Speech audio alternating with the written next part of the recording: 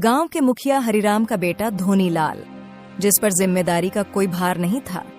जब तक मुखिया हरिराम थे, रोजी रोटी की चिंता धोनीलाल के सिर पर नहीं आई। मुखिया जी का सम्मान पूरे गांव में था और उनका कामकाज भी अच्छा चलता था। लेकिन धोनीलाल, वह तो बस दोस्तों के साथ बैठे बैठे दिन काटता, गप्पे हाँकता और पेट भर खाना खाता।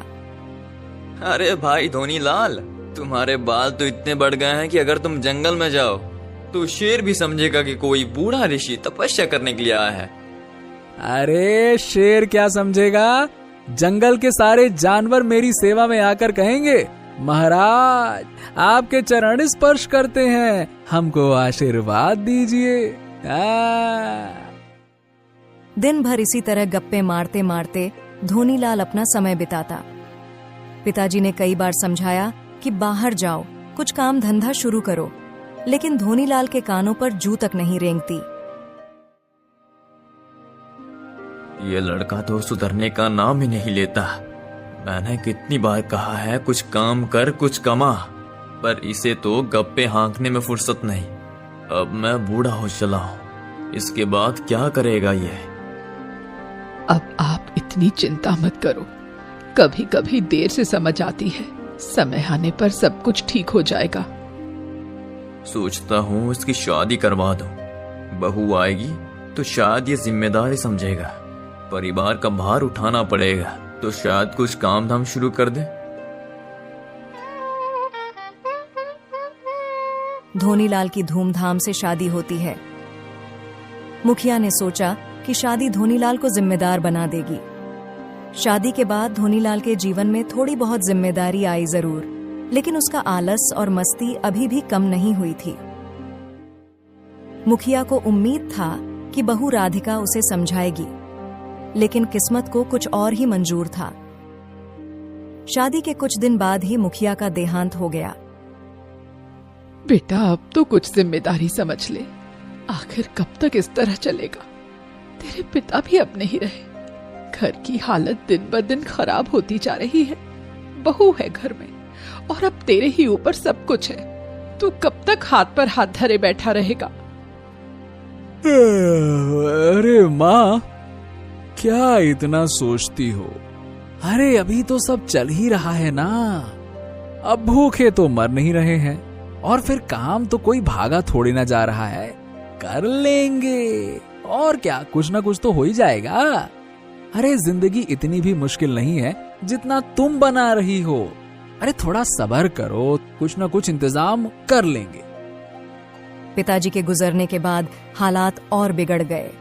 अब घर चलाने की जिम्मेदारी धोनीलाल पर आ गई थी, लेकिन धोनीलाल के पास न काम था न कोई योजना।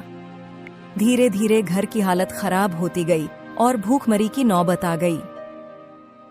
अजी ऐसे बैठे बैठे कुछ नहीं होगा, कुछ काम कीजिए, बाहर जाइए और कुछ रोजी रोटी का बंदोबस्त कीजिए। आखिर कब तक ऐसे ही चलेगा? अरे जाऊं भी तो कैसे, पास में कुछ पैसे तो हों। ये लो, हमारी आखिरी पूंजी सिर्फ 1 रुपए, इन्हीं से कुछ कर लेना। ये सत्तू भी रख लो, सफर में भूख लगेगी तो इसे खा लेना। ठीक है, देखते हैं इस पैसे से क्या कर सकते हैं। अगली सुबह धोनीलाल ने अपनी यात्रा शुरू की।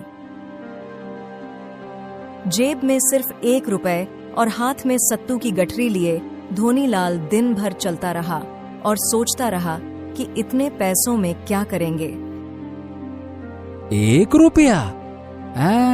इतने में क्या हो सकता है? आखिर इतने पैसे में मैं क्या काम शुरू करूं? अरे माँ सोचती है कि बाहर जाऊंगा तो सब ठीक हो जाएगा। अगर कहीं कुछ नहीं मिला तो घर जाकर राधिका को क्या कहूंगा? धोनीलाल अब पूरे दिन की यात्रा से थक चुका था। तभी उसकी नजर रास्ते में चुपचाप बैठी एक बूढ़ी औरत पर पड़ती है। अरे ये बूढ़ी माँ यहाँ क्या कर रही है? ये क्या बेच रही है? अरे ओ बूढ़ी अम्मा, अरे जरा ये तो बताओ, ये कहाँ बेच रही हो? हैं? बेटा, मैं अकल बेच रही हूँ। क्या? अकल? ये तो मैंने पहली बार सुना है कि अकल भी बिकती है। अच्छा बताओ बूढ़ी अम्मा, कैसे दे रही हो ये अकल? 8 आने की एक है बेटा, कितनी दूं? ठीक है, एक काम करो बूढ़ी माँ, एक अक्ल दे ही दो, लाओ। बेटा, छोटे काम से कभी घृणा मत करना। अरे ये तो मुझे पहले से पता है, इसमें क्या नया है? 8 आने दे दिए और तुम्हारी ये अकल तो मैंने पहले ही सुनी हुई है। जानते तो होगे बेटा, लेकिन जब तक इसे पैसे देकर खरीदोगे तभी तुम इसकी असली कीमत समझोगे। अब इसे हमेशा याद रखोगे, क्योंकि इसे अब तुमने खरीदा है। अब ठीक है बूढ़ी माँ, अब मेरे पास 8 आने बचे हैं, एक और अक्ल दे दो। बेटा, रहस्य की बात कभी किसी से मत बताना, चाहे वो तुम्हारी पत्नी ही क्यों ना हो। धोनीलाल थोड़ा हैरान होता है, लेकिन बूढ़ी औरत की बात उसे समझ में आ जाती है और वह दोनों अक्लों को याद करते हुए आगे चलता है। तभी उसकी नजर बार बार चिल्लाते हुए एक दुकानदार पर पड़ती है, जिसके सामने एक मरी हुई बिल्ली जमीन पर पड़ी होती है। अरे भाई, कोई ऐसा आदमी है जो इस बिल्ली को उठाकर कहीं फेंक आए?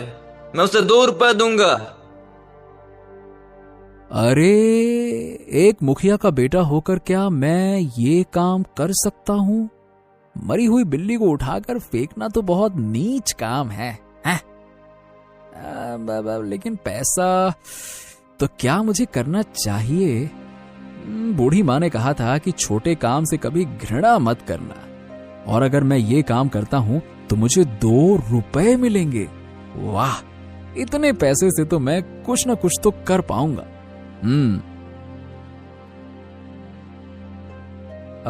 भाई, मैं ये काम कर सकता हूँ। क्या तुम इसे फेंक सकते हो? हाँ, मतलब मैं इसको फेंक सकता हूँ। 2 रुपए मुझे दे दो। ठीक है, ये लो अपने 2 रुपए और उठाओ इसे। धोनीलाल सिक्का लेता है और बिल्ली को हाथ में उठाए चल पड़ता है।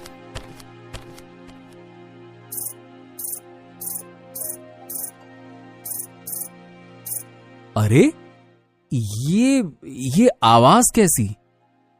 हाँ, कहीं ये आवाज इस बिल्ली की तो नहीं है? अरे ये क्या, चांदी के सिक्के? अब धोनीलाल बिल्ली को और जोर जोर से हिलाने लगा। हे भगवान, इतनी दौलत! हा, ये तो किस्मत खुल गई मेरी। धोनीलाल बिल्ली को वहीं फेंककर सारे सिक्कों को एक गट्ठर में बांध लिया और सीधे अपने गांव की ओर चल पड़ा। राधिका, अरे ओ राधिका! अजी, आप इतनी जल्दी वापस कैसे आ गए? और ये क्या, आप कुछ परेशान लग रहे हैं। अरे कुछ पूछो मत, बस ये देखो। हाँ, इतने सारे सिक्के, वो भी चांदी के। राधिका को अपनी आंखों पर यकीन नहीं हो रहा था।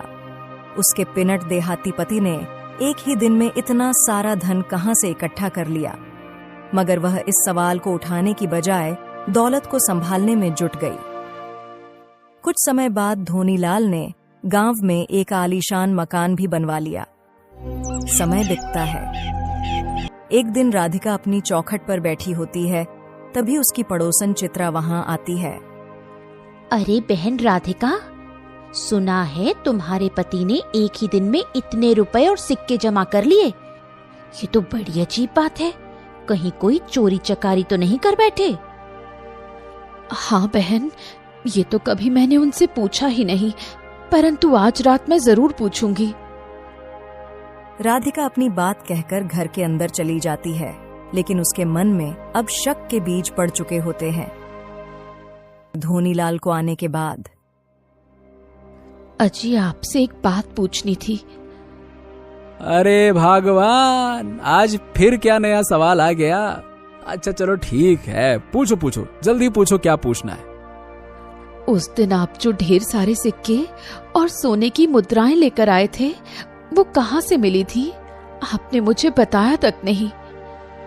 अरे छोड़ो ना भाग्यवान, तुम्हें आम खाने से मतलब है या फिर पेड़ गिनने? बताओ। नहीं, आज आपको बताना ही होगा, आपको मेरी कसम है। ओफो, अच्छा अगर तुम नहीं मान रही हो तो सुनो। जिस दिन मैं घर से निकला था, शाम को मुझे एक सन्यासी मिले। उन्होंने मुझे एक बड़ा राज बताया। कैसा राज? उन्होंने कहा, सुबह सुबह आंख खुलते ही अपने गांव के उत्तर दिशा में जाना और जो गधा दिखे उसकी पूंछ पकड़ के जोर से खींचना और उससे चांदी के सिक्के मांगना, और उसका पूंछ तब तक नहीं छोड़ना जब तक कि पीछे से सिक्के ना गिरने लगे। बस मैंने ऐसा ही किया और ढेर सारा सिक्का लेकर आ गया मैं। तो ये राज है उन सिक्कों का। अब देखना, मैं तुमसे भी ज्यादा धनवान होकर दिखाऊंगी। इतना बोल चित्रा चली गई और अगली सुबह वो मन में सिक्कों की लालच लिए गधे की खोज में निकल पड़ी। गांव से बाहर निकलने पर उसे एक गधा दिखा। ये रहा वो गधा जो मुझे माला माल बनाने वाला है। अब जल्दी से इसकी पूंछ पकड़ लेती हूँ। चित्रा दौड़ती हुई गधे के पास पहुंचती है और अपने दोनों हाथों से गधे की पूंछ जोर से पकड़ लेती है और खींचने लगती है। चलो गधे भाई, अब जल्दी से चांदी के सिक्के गिराओ। गधा अचानक चित्रा की इस हरकत से परेशान हो जाता है और जोर जोर से हिनहिनाने लगता है, लेकिन चित्रा सिक्कों के लालच में गधे की पूंछ और भी जोर से खींचती है। अब गधा परेशान होकर एक जोरदार लात मारता है और चित्रा कुछ दूर जाकर गिरती है।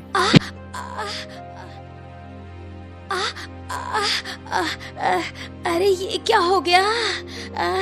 सिक्के तो नहीं मिले, उल्टा मुझे गधे की लात भी खानी पड़ी। इसी बीच धोनीलाल और राधिका यह नजारा दूर से देख रहे होते हैं। वो हंसते हुए एक दूसरे की ओर देखते हैं। अजी, आपने सच में कमाल कर दिया। देखिए, ये पड़ोसन कैसे धोखा खा गई। अरे तो मैंने तो पहले ही कहा था। अरे भाग्यवान, ईर्ष्या की आग में जलने वालों का यही अंजाम होता है। रतनपुर गांव में रामू और उसकी पत्नी मालती एक साथ रहते थे। रामू पेशे से एक लकड़हारा था, पर उसके स्वभाव में बहुत लालच था। वह हमेशा इसी फिराक में रहता कि कौन सा तिकड़म लगाए जिससे ढेर सारा धन मिल जाए। एक दिन रामू जंगल में लकड़ियां काटने के लिए निकला। थोड़ी दूर चलने पर उसे अपने पड़ोसी भोला से सामना हुआ, जो बकरियों के झुंड के साथ लौट रहा था। अरे भोला, इतनी सुबह सुबह कहाँ से आ रहे हो भाई? कहाँ कहाँ? और ये तुम्हारे साथ बकरियां? ये किसकी बकरियां हैं? क्यों? अरे क्या बात कर रहे हो भैया रामू? अरे ये बकरियां मेरे साथ हैं तो और किसकी होंगी? मेरी ही होंगी ना। अरे वाह वाह वाह वाह, क्या बात है, गजब तरक्की कर रहे हो भाई। क्यों, कोई लॉटरी वॉटरी लग गई है क्या? अरे भैया रामू, कोई लॉटरी वॉटरी नहीं लगी है। अरे ये बकरियां तो मुझे ससुराल वालों ने दहेज में दी हैं। और क्या? क्या क्या बात कर रहे हो भाई? तुम्हें ये बकरियां ससुराल वालों ने दहेज में दी हैं? हाँ भाई, ये मुझे दहेज में मिली हैं। अरे तुम काहे इतना झटका रहे हो हैं?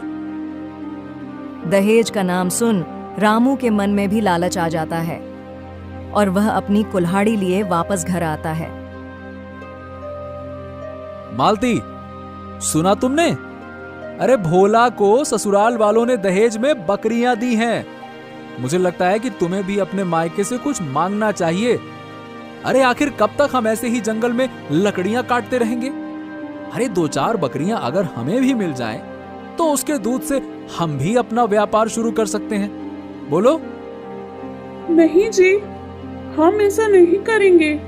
उनकी स्थिति भी कुछ हमसे ज्यादा अच्छी नहीं है।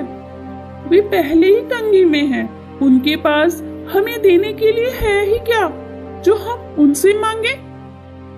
अरे उनकी स्थिति खराब है तो हम क्या करें? वैसे भी उन लोगों ने हमें दिया ही क्या है जो आज दे देंगे। तो ठीक है जी, अगर आपको लगता है कि वो हमें दे सकते हैं तो जैसा आपको ठीक लगे। रामू अपनी योजना के तहत अगले ही दिन अपने ससुराल पहुंच जाता है। उसकी मन में लालच और बड़ी उम्मीदें होती हैं। बाबूजी हम चाहते हैं कि बकरियों के दूध का व्यापार शुरू करें। क्या है ना कि बकरियों के दूध का दाम शहर में बहुत अच्छा मिलता है। अगर आप कुछ बकरियां खरीद कर हमें दे देते तो हमारी बहुत मदद हो जाती। रामू की बातें सुनकर लल्लू परेशान हो जाता है और एक गहरी सांस लेते हुए रामू से बोलता है, हाँ बेटा, मैं भी चाहता हूं कि तुम जरूर कोई अच्छा सा व्यापार करो, लेकिन बेटा मेरी भी स्थिति तुमसे कुछ छुपी नहीं है। बेटा, मेरी सामर्थ्य उतनी नहीं है कि मैं तुम्हें बकरियां खरीद कर दे सकूं। मेरे पास कुछ देने को है तो वो एक गधा है और वो भी बूढ़ा हो चुका है। अगर उससे तुम्हारी कुछ मदद हो जाए तो उसे ले जाओ बेटा। गधा? ये गधा मेरे किस काम का? अरे बाबूजी, मैं आपके यहां बकरियां लेने के लिए आया था, पर आपने तो हमें गधा पकड़ा दिया। खैर कोई बात नहीं, जो दे रहे हैं वो तो दीजिए। जब आपने गधा दे ही दिया है तो ले जाता हूं इसे। रामू गधे को लेकर घर लौट आता है। उसे बकरियों की उम्मीद थी, पर अब उसके पास एक बूढ़ा गधा होता है। हाँ देखो, ले आया तुम्हारे मायके की प्रसादी। गया था बड़ा बकरियां लेने, गधा लेके लौट रहा हूं। देखो ये रहा। चलो, जो मिला ठीक है जी। कम से कम मेरे पिताजी ने आपकी लाज तो रखी। हम चाहें तो इस गधे से ही अपने काम को बढ़ा सकते हैं।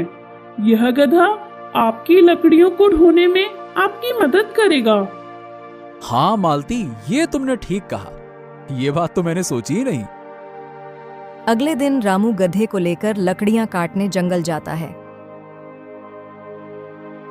कहा है रामू भैया, क्या बात है, क्या बात है। शाबाश शाबाश, अरे तुमने तो कमाल कर दिया भाई। अरे गांव में आज तक दहेज में किसी को गधा नहीं मिला है। अरे तुम्हें तो ससुराल वालों ने गधा ही दे दिया। क्या बात है, जबरदस्त। अरे नहीं परशुराम, ऐसी बात नहीं है। मैंने उनसे कुछ मांगा ही नहीं, बस उन्होंने देखा कि ये मेरे काम आ सकता है तो दे दिया। इसमें दहेज की बात कहां से आ गई? अच्छा, क्या बात है भाई। और एक हमारे ससुराल वाले हैं, अरे दहेज में एक बिल्ली भी नहीं दिया।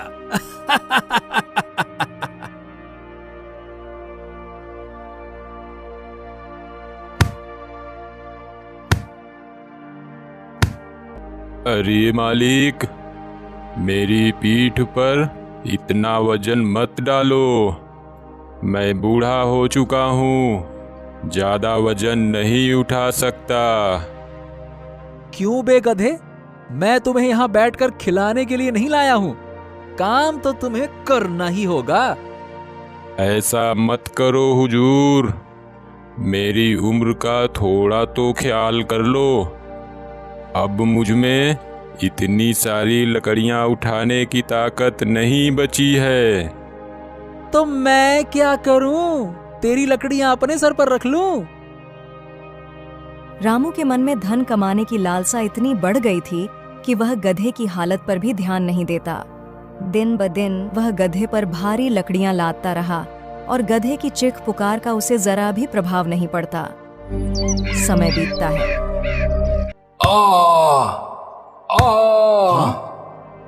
रुको, तुम इस पेड़ को नहीं काट सकते। हाँ, ये कैसी आवाज है? कौन है? कौन है भाई? मेरे सामने आओ।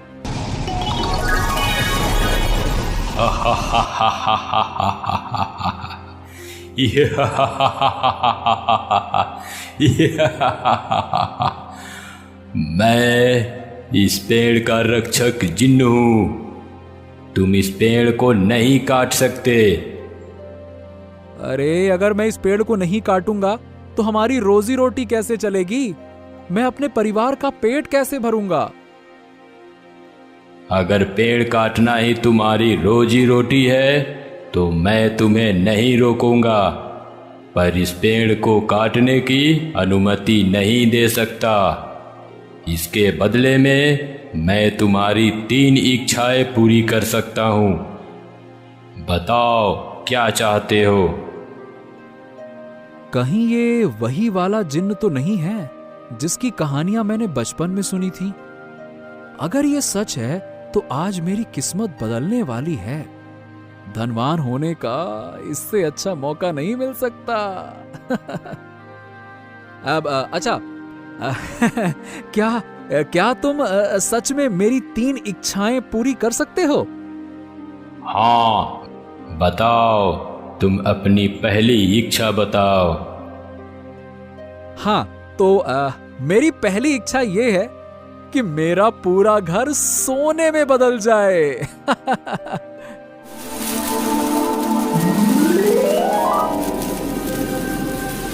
तुम्हारी पहली इच्छा पूरी हुई। अब अपनी दूसरी इच्छा बताओ।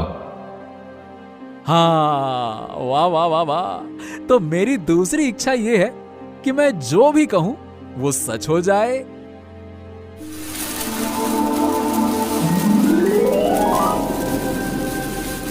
तुम्हारी ये इच्छा भी पूरी हुई, लेकिन ध्यान रहे, इसका प्रयोग केवल एक बार ही कर सकते हो।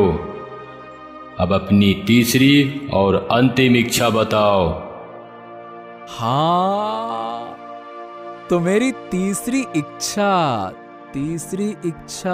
क्या मांगू?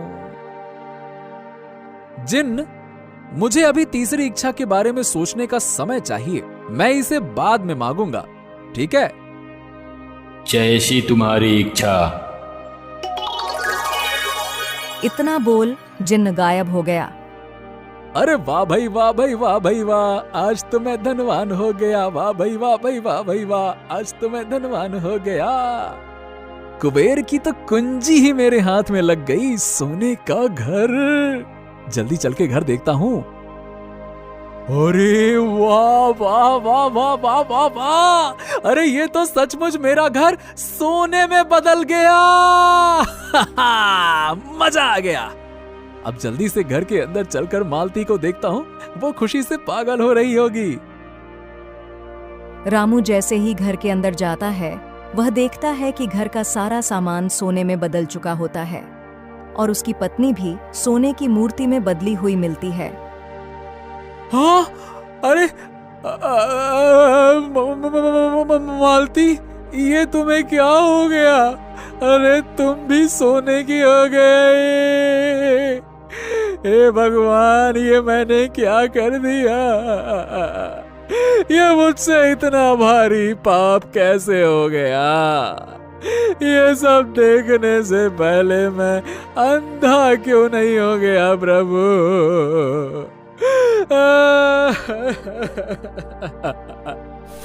अब क्या था? रामू को ऐसा बोलते ही उसी पल उसकी आंखों की रोशनी चली जाती है।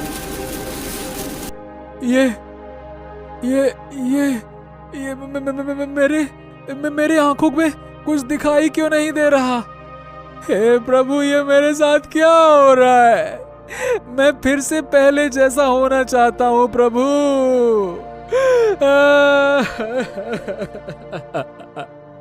नहीं मालिक, अब तुम पहले जैसे नहीं हो सकते, क्योंकि इच्छा पूर्ति वरदान का प्रयोग सिर्फ एक ही बार होगी और वो तुमने खो दिया है।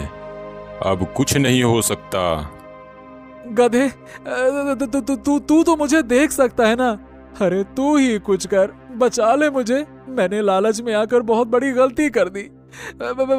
मैंने तुझ पर भी बहुत अत्याचार किया है। मुझे माफ कर दे गधे, और कैसे भी करके मुझे बचा ले, कृपया करके मुझे बचा ले। अपने मालिक के लिए इतना नहीं कर सकता। मालिक, जहां तक मैं जानता हूँ आपने उस जिन्न से अभी अपनी तीसरी इच्छा नहीं मांगी है। अपनी इस तीसरी इच्छा से आप ठीक हो सकते हो। हाँ, वो तो ठीक है, लेकिन अब मैं अंधा हूँ और जिन्न तक कैसे पहुंचूंगा? कोई बात नहीं मालिक, आप मेरे पीठ पर बैठ जाइए, मैं आपको वहां तक ले चलता हूँ। गधे की बात सुन रामू गधे के पीठ पर बैठ जाता है। धीरे धीरे गधा उसे उस रहस्यमयी पेड़ तक ले जाता है। हे जिन, मुझसे बहुत बड़ी गलती हो गई। मैंने लालच में आकर अपने ही पैर पर कुल्हाड़ी मार ली। कृपया मेरी तीसरी इच्छा पूरी करके मुझे इस श्राप से मुक्त करो। रामू, देख लिया अपने लोभ का परिणाम। ज्यादा लालच में तुमने अपनी तीनों इच्छाएं खो दी। जाओ, तुम्हारी तीसरी इच्छा भी पूरी हुई। अब सब कुछ तुम्हें पहले जैसे वापस मिल जाएगी।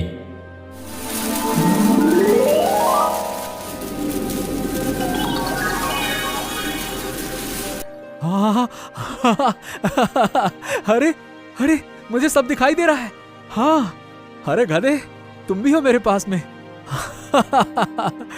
हाँ, मेरी आंखें ठीक हो गईं। अब मैं देख सकता हूँ। तुम्हारा बहुत बहुत धन्यवाद गधे। मैंने तुम पर बहुत अत्याचार किया, लेकिन फिर भी तुमने मेरी मदद की। चलो अब घर चलकर मालती को देखता हूँ। रामू जब घर पहुंचा तो देखा कि सब कुछ बिल्कुल पहले की तरह हो गया है और उसकी पत्नी मालती सही सलामत घर के दरवाजे पर रामू के आने का इंतजार कर रही होती है। मालती, तुम ठीक हो? हाँ, मेरी जान में जान आई। हाँ, मैं बिल्कुल ठीक हूँ, पर तुम ऐसा क्यों पूछ रहे हो? अरे कुछ नहीं मालती, बस मेरी आंखें खुल गईं, ये समझ लो। जो कुछ हुआ मैं उसे एक भयानक सपना समझ के भूल गया। अच्छा, मुझे माफ कर दो मालती, मुझे सबक मिल गया। मेरे पास जो है वो बहुत अनमोल है। अब से मैं कभी लालच नहीं करूंगा। इस तरह रामू ने लालच के चक्कर में पड़ी कठिनाइयों से सबक सीखा और उसने समझा कि सच्चा सुख केवल संतोष में ही है।